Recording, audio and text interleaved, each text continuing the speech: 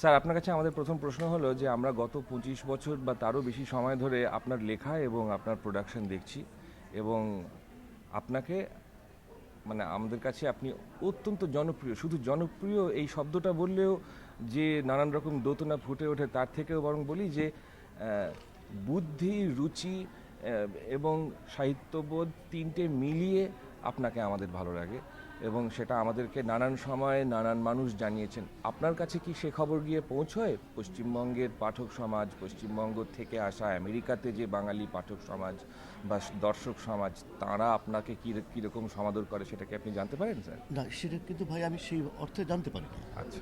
জানতে পারি না। কিন্তু আমার একটা ধারণা আছে, মানে আমি মনে মনে ভাবি বা দেখিও যে আমাদের বইপত্রগুলো তো পশ্চিমবঙ্গে যায় না। যখন বইপত্রগুলো যদি না যায় তাহলে কী করে ওই পাঠকরা আমার সম্পর্কে জানবে? তবে বেশ কয়েক বছর ধরে ক্রমাগত দেশ পত্রিকাতে পূজা সংখ্যায় লেখা লিখেছি, এর কারণে হয়তো কেউ কেউ জানতে পারে। হ্যাঁ। তবে যখন আমেরিকাতে আসি বা ইংল্যান্ডে যাই, জি। তখন বোঝা যায় যে হ্যাঁ, জি। পশ্চিমবঙ্গের থেকে যারা আসছেন হ্যাঁ। তারা আমার লেখার সঙ্গে পরিচিত। একটা সংস্থা বোধহয় আপনার বেশ কিছু বই করেছে না, পশ্চিমবঙ্গ থেকে, বিজেশ সাহা প্রতিভাস থেকে? প্রতিভাস থেকে একসময় করেছিল, ওদের সঙ্গে কোনো যোগাযোগ নাই, কী অবস্থা কিছু জানি না। আচ্ছা, আচ্ছা। তো এই বই যাওয়া আসার ব্যাপারটা কি মূলত ইকোনমিক এবং রাজনৈতিক কারণে হয়, নাকি আমি কোনো সেটা কেউ উদ্যোগ দিচ্ছে না বলে হয়ে উঠছে না? না, প্রকাশকরা তো নিশ্চয়ই চায় যে সেখানে বই যাক। তবে যে বইমেলাগুলো হচ্ছে না ওখানে হয়, ওখানে কিন্তু বেশ ভালো বই যায়। হ্যাঁ, হ্যাঁ, এইবার সেটা। তো মানে বেশ কয়েক বছর ধরে দেখছি এটা। জি। আর টেলিভিশনের সময় থেকে আমরা যে জিনিসগুলো পেয়েছিলাম, সেইগুলো পরবর্তীকালে ভালো করে মাস্টার করে ডিভিডি করা, যেমন ধরুন এইসব দিনরাত্রি বহুব্রীহি, কোথাও কেউ নেই, নক্ষত্রের রাত, এগুলো সবকটাই আমরা দেখেছি। কিন্তু আমরা নানান সময় টুকরো টুকরো দেখেছি, কিংবা ভিএইচএসে দেখেছি, কিংবা আমরা এখানে এসে এদেশে এসে দেখেছি। তো এই জিনিসগুলো কি নতুনভাবে মার্কেটিং করা হচ্ছে বা কেউ করছেন? সেই অর্থে ভাই পুরানো যেগুলো আছে সেগুলো হচ্ছে না, কারণ হচ্ছে পুরানোগুলা মালিকানা হচ্ছে বিটিভি, বাংলাদেশ টেলিভিশন। জি। বিটিভি হচ্ছে সরকারি সংস্থা। ওরা তো ওদের কোনো জিনিসই হাতছাড়া করে না, ওদের মাথা ব্যথাও নাই, কেউ দেখলো কি না দেখলো তাতে। আচ্ছা। তবে নতুন যেগুলি আছে সেগুলি কিন্তু সুন্দর সংস্করণ বের হচ্ছে। এগুলো বিটিভির কাছ থেকে কি নেওয়ার পরিকল্পনা আছে বা করা যায় না? বিটিভি ওরা এটা নিয়ে মাথায় ঘামায় না। আচ্ছা। অনেকে হয়তো কিন্তু চেষ্টা স্যার, এগুলো করেছে। বাংলা টেলিভিশন এবং নাটকের জগতে এগুলো অমূল্য সম্পদ বলে আমরা মনে করি। কারণ ওই প্রথম আমরা দেখতে পেলাম যে থিয়েটার থেকে অসম্ভব শক্তিশালী কয়েকজন অভিনেতা অভিনেত্রী যারা টেলিভিশনে গিয়ে আপনার সঙ্গে কাজ করলেন, এবং আপনি আমেরিকা থেকে আপনি কবে ফিরে গেছেন স্যার? আমি 1983 সালে 83 সালে আপনি ফিরে যাওয়ার পরেই সঙ্গে সঙ্গে কিন্তু কাজ করা শুরু হ্যাঁ, করেন, শুরু করি। এবং সেটাই আমরা সঙ্গে সঙ্গে দেখতে পাই, এবং আমরা সঙ্গে সঙ্গে সেই খবর পেয়ে গেলাম যে এইরকম ভালো কাজ হচ্ছে।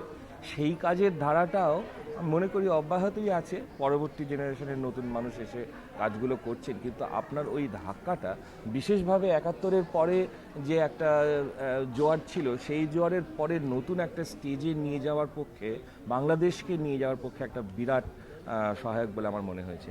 আপনার চিন্তা কী ছিল স্যার, আপনি যখন ফিরে যান? যে 71 আপনি দেখেছেন, তার আগের ঘটনা আপনি জানেন, তারপরেও আপনি দেখছেন যে বাংলাদেশ টেলিভিশন কোথায় যাচ্ছে। তারপরে 83 সালে যখন আপনি নতুন করে ফিল্ডে নামছেন, তখন আপনার মনে পরিবর্তনের কী কী ভাবনা মাথায় ছিল? ভাই, পরিবর্তনের কোনো ভাবনাই মাথায় ছিল না।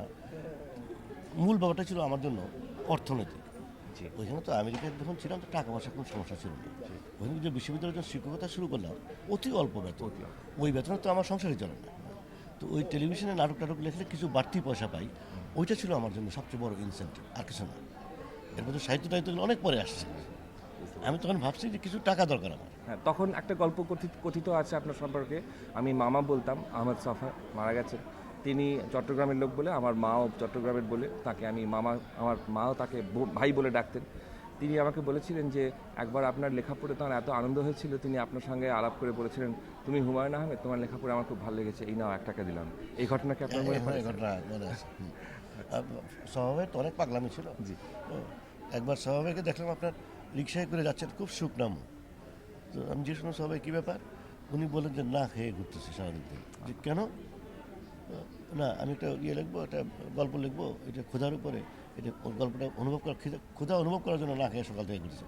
সকাল থেকে সন্ধ্যা পর্যন্ত ঘুরলেন, রাত 8টার দিকে অজ্ঞান রিক্সাতে পড়ে গেলেন। এই হতেন আহমেদ সাফা। সত্যি তাই। স্যার আপনি তো এখানে বঙ্গ সম্মেলন এই দেশ ছাড়ার আগেও বোধহয় দেখেছেন, তাই না? বাংলাদেশ এদেশ ছাড়ার আগে তো সেভাবে বঙ্গসম্মেলন সেভাবে হইতো হতো না। হইতো না তো, ফোবানা কি হতো স্যার? ফোনও হইতো না 1983 বহু আগে ব্যাপার। হ্যাঁ হ্যাঁ হ্যাঁ, তা ঠিকই। আমি 90 সালে এসেছি, তখন থেকে দেখছি যে এগুলো নিয়মিতই হচ্ছে। আর আপনি কি প্রতি বছরই প্রায় এখানে আসেন? না না না আমি খুবই বেড়াতে খুবই অপছন্দ করি। হ্যাঁ।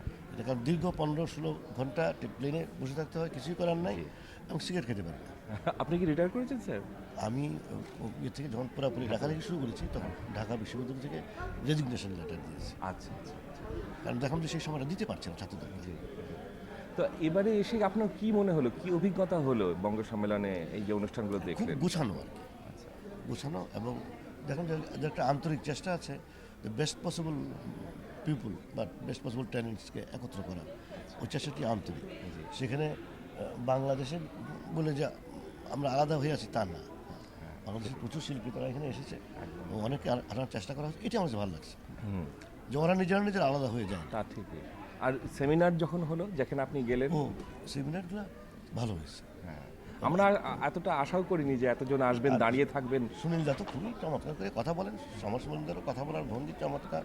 এটা স্যার আমরা সবকিছু শুনে উল্টোটাও খুব ভালো শুনেছি লাগছে। যে, আমরা পাশাপাশি এটাও শুনেছি যে প্রত্যেকে বলেছেন আমাদের পরিচিত যে সব থেকে সংক্ষিপ্ত এবং উইটি এবং অল্প কথায় উত্তর দিয়েছেন হুমায়ুন আহমেদ, এবং সেটা সবার খুব ভালো লেগেছে। তবে সেটার পেছনে স্যার আপনার অধ্যাপনার অভিজ্ঞতা অভিজ্ঞতা কাজ করেছে। কাজ করে। আমি নিজে অধ্যাপনা করি, সেজন্য আমি কোন জানি। বিষয়ে আপনার অধ্যাপনা? আমি অপারেশনস রিসার্চ এবং ম্যানেজমেন্ট সায়েন্স এই দুটো বিষয় পিএইচডি পড়াই। এখানে জি, আমি এখানে পেন স্টেট থেকে করেছি। এটা তো অনেক বড় ইউনিভার্সিটি। জি, তো সেখান থেকে করে তারপরে আমি এখানে অধ্যাপনাও করছি এবং একই সঙ্গে ম্যানেজমেন্ট কনসাল্টিংও করি একটি ফার্মের পার্টনার হিসেবে লেখালেখির কাজ সাথে করি। জি, আমি লেখালেখি সারা জীবন লেখালেখিই আমি করি। সৌম্য দাশগুপ্ত নামে আমি কবিতা লিখি এবং বাংলাদেশের বহু কাগজে, প্রথম আলো থেকে আরম্ভ করে বহু কাগজে আমার লেখা প্রকাশিত হয়।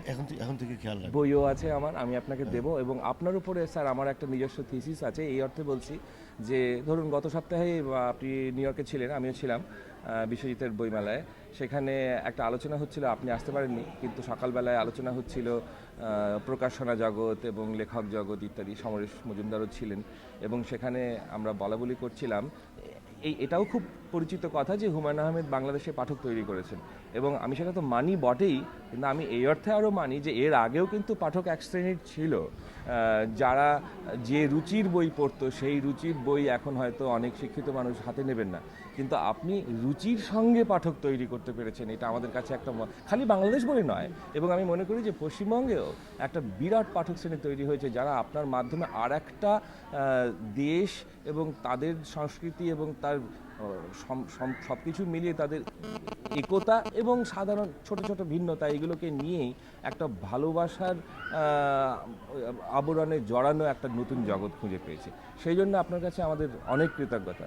আপনার কাছে আমার শেষ প্রশ্ন, ছোট একটি ইন্টারভিউ হচ্ছে, পরে আমরা বড় একটা দীর্ঘ ইন্টারভিউ নেব যেটা ছাপা হবে, কিন্তু সেটা হচ্ছে যে এই দুই বাংলা এবং এই তৃতীয় বাংলা যেটা অভিবাস জীবন, সেটাকে আপনি ইউরোপ এবং আমেরিকার সঙ্গে মিলিয়ে দেখতে পারেন।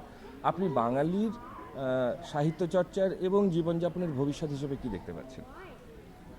ভাই কখনো সেইভাবে চিন্তা করিনি, এটা অনেক চিন্তার বিষয় আছে এখানে, চট করে উত্তরটা দেওয়া যাবে না, চট করে আনসার করতে পারছি বুঝতে পেরেছি। হ্যাঁ, তবে আপনি নিজে যে কাজগুলো করছেন সেটা যদি তার একটা পরিচায়ক হয়, তাহলে কি আপনার কোনো একটা ভাবনা রয়েছে যে আমি আগামী 5 বছরে এই ধরনের কাজ করতে চাই?